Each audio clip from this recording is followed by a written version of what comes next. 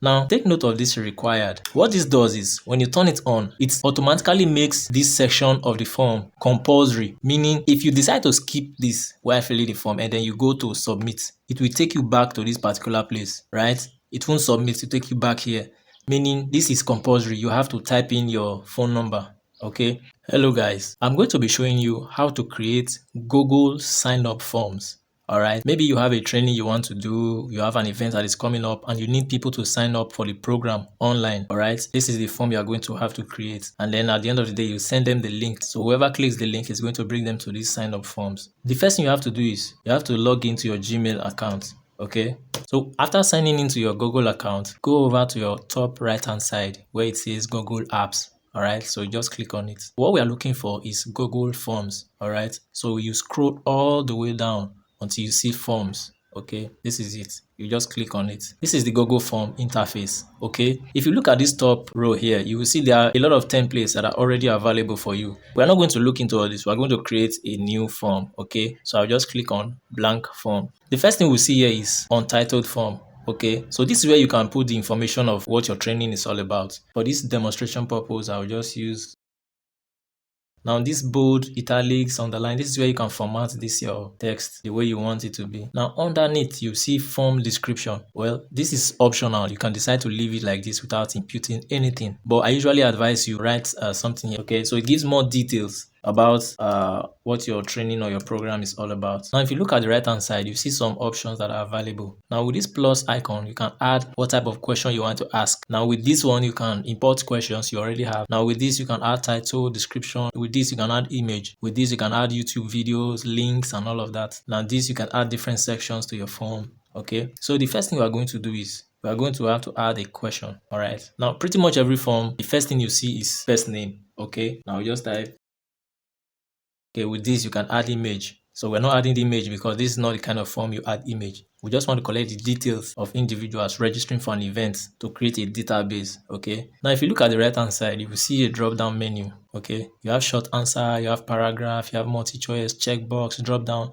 So it actually depends on the kind of question you're asking. All right, that will determine the answer you are going to give. All right, so for this, it's just a name, okay? So we are going to use short answer, all right? Short answer usually requires 10 to 20 letter words or thereabouts, okay? So we just use short answer. So the next thing we're going to do is add another question. And this one, we're going to call it last name.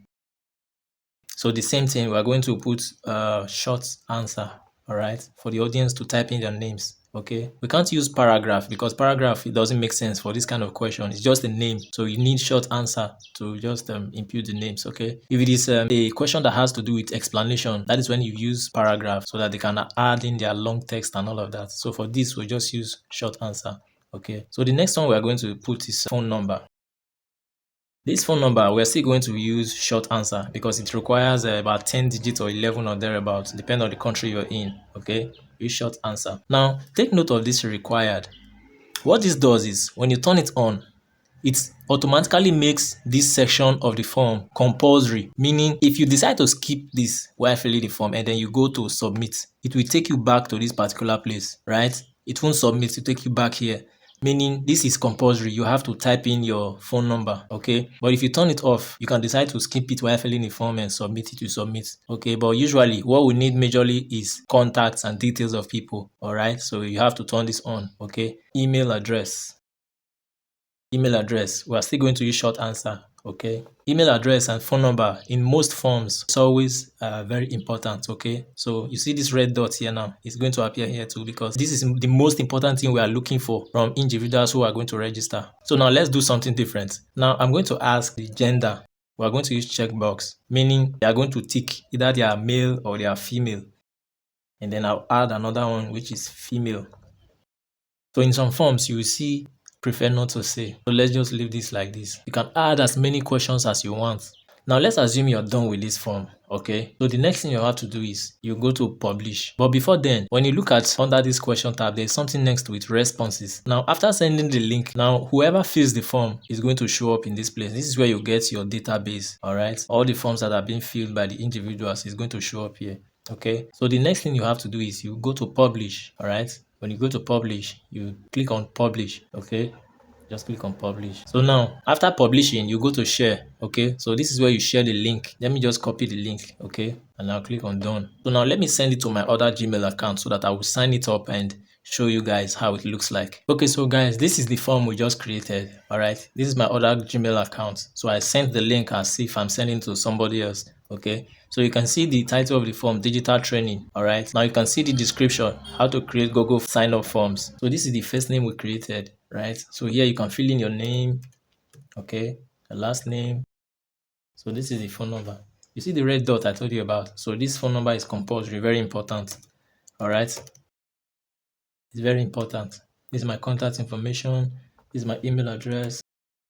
So these two are very important, right? That is why you see a red a little star. All right. The next one, a mail. I'll just click on mail.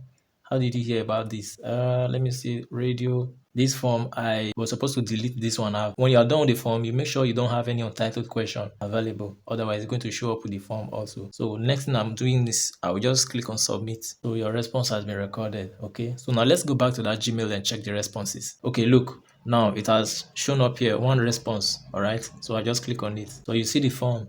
All the details I filled is already here. So from here, you can create your database with the name, the phone number, the account, and all of that. So basically, this is how you create Google Forms. So let me know in the comment section if you have questions or if there's another way you know how to do this. So let me just know your thoughts on the comment section. Please like this video and share this video. Thank you so much, guys. See you in the next one.